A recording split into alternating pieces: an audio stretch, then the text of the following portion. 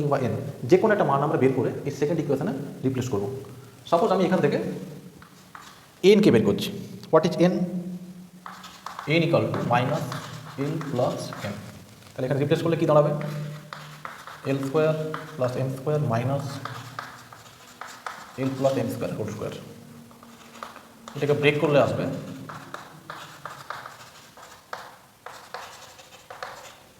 দেখো L square M square cancel হয়ে যাবে। তাহলে আমরা এখান থেকে পেয়ে যাব এল এম ইকাল টু 0। অর্থাৎ কি না যে আমরা যখন এই লিনিয়ার ইকুয়েশন থেকে এল এম বা এন এর কোনো ভ্যালু বের করছি, এটা দেখো ফ্যাক্টরাইজ ফর্মে এসে গেছে, মানে দুটো টার্মের প্রোডাক্ট হিসাবে এসছে। এখানে যেন খুব সিম্পলিফাইড ফর্মে এসছে, দ্যাট ইজ এখান থেকে আমরা পাবো either L equal to 0 or M equal to 0। এখন এল যদি শূন্য হয় এই কন্ডিশন থেকে দেখো what is N? N equal to minus M. আর এম যদি 0 হয় হোয়াট ইজ এন?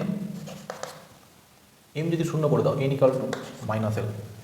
তাহলে দেখো আমরা এই যে কন্ডিশনগুলো পাচ্ছি এল ইকাল টু 0 হবে, N equal to minus M হবে। তো আমরা এখানে কী করবো, সরাসরি ডিরেকশনাল কোসাইন না বের করে আমরা ডিরেকশনাল রেশিও বের করার চেষ্টা করি। তার কারণ আমরা রেশিও থ্রু দিয়েও আমরা স্ট্রেট লাইনের মধ্যবর্তী কোণ বের করতে পারি। তাহলে যেখানে রেশিওগুলো এইরকম কন্ডিশন স্যাটিসফাই করে, তাহলে এই সরলরেখার ডিরেকশনাল রেশিও হবে, ডিরেকশনাল রেশিও কী হতে পারে? এল ইকাল টু 0 আছে, এম থাক N equal to minus M. আর এখানকার ডিরেকশনাল রেশিও কী হতে পারে?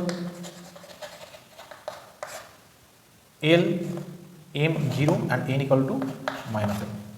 এইরকম আমরা দেখো ডিরেকশনাল রেশিও পেয়ে যাচ্ছি। এবং আমরা এটা জানি আমরা রেশিওটাকে আরও সিম্পলিফাইড ফর্মে লিখতে পারি। তুমি মনে করলে এটাকে,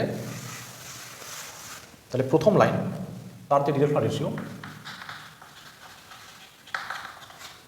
যেটা হলো 0 এম অ্যান্ড মাইনাস এম, একে তুমি কনভার্ট করতে পারো কীভাবে? 0 1 অ্যান্ড মাইনাস 1। সেকেন্ড যেটা ডিরেকশনাল রেশিও এল 0 মাইনাস এল, একেও তুমি যদি এল দিয়ে ক্যান্সেল করে দাও 1 0 মাইনাস 1। তাহলে তুমি দেখো দুটো রেখা ডিরেকশনাল রেশিও পেয়ে যাচ্ছ এইভাবে। তাহলে এদের মধ্যবর্তী কোণ যদি থিটা হয় তাহলে কস থিটা ইকুয়াল টু কী হবে? এদের multiply 0 into 1 1 into 0 minus 1 into minus 1 by root over of 0 plus 1 plus 1 root over of 1 plus 0 plus 1।